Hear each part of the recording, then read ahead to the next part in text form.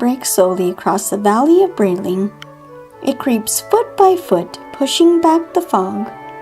The dwellers therein rise as though pulled by a string. The creatures awaken that live in the bog. They fling shutters open, the young ones dress. Bakers bake, tailors sew, and all the vendors sell.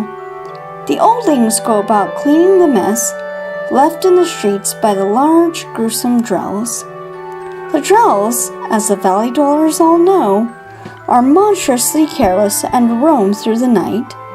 All Braylings are safe so long as none go outside their homes when there's no longer light. The drell creatures have no legs, arms, or feet. They travel through town on their way to the bog. Leaving behind foul debris in the street, they venture to devour the prue, gricks, and snogs. Bog creatures sleep at night, roam freely by day. The prue with their thick, long snouts hop about. Feathery gricks in little groups usually stay, while snogs alert beasts with a shrill, chirping shout.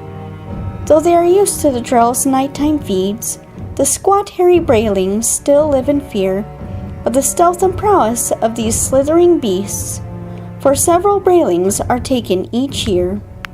'Tis a prize indeed for the drells, even more than the fattest of bog creatures devoured at night. Braylings are safe if they just close their doors, but once in a while one's not latched tight.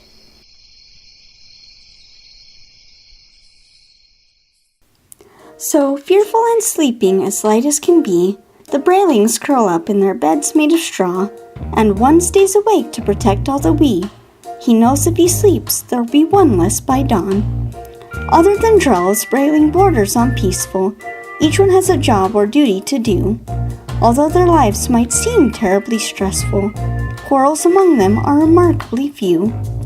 The Braylings are farmers and love their rich lands. With their short, stout legs and webbed, flat feet, they walk through the marshes and harvest their plants, for the Brayling seldom, if ever, eat meat. The leader of Brayling is an old folk named Taz, with a shiny bald head and huge floppy ears. He is the leader of Brayling because he proved in his youth he could conquer his fears. Let me explain.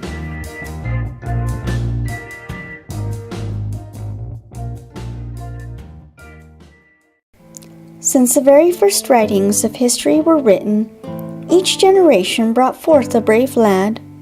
But for 3 generations all brave lads were smitten by the monstrous captain of all drells named Slad. The Brayling No Rock foretold this sad plight, and the solution there also was found. But the earth shook violently during one night, and that half of the No Rock sank into the ground. With the Braylings not knowing which brave lad to choose, they have no choice but to just sit and wait. In the battle of life and death, Taz must lose, and all a Brayling knows its fate.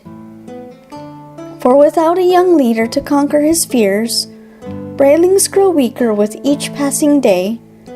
It's the leader of Brayling who cries all the tears of all the survivors of those the drells slay.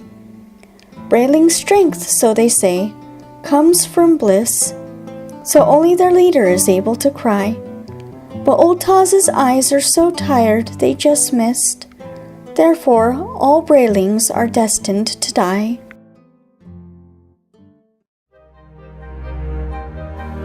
What Taz cannot fathom is how Slad is known, which brave young Brayling was intended to lead. For in only those years Slad left his cave home, and came to the valley at night time to feed. With each young leader that wicked Slad devours, he and his drell creatures grow even stronger, and poor Taz contemplates for hours and hours how Slad knows which lad from which mother. That is the plight of all Braylings to date, yet even their demise they take in stride. But still they are careful not to be late, to shuffle on home and lock doors from inside. Then once again comes the vigil of waiting, through seemingly endless hours of night. The morning brings joy and cheerful elating, for each Brayling stayed up through the dark to see light.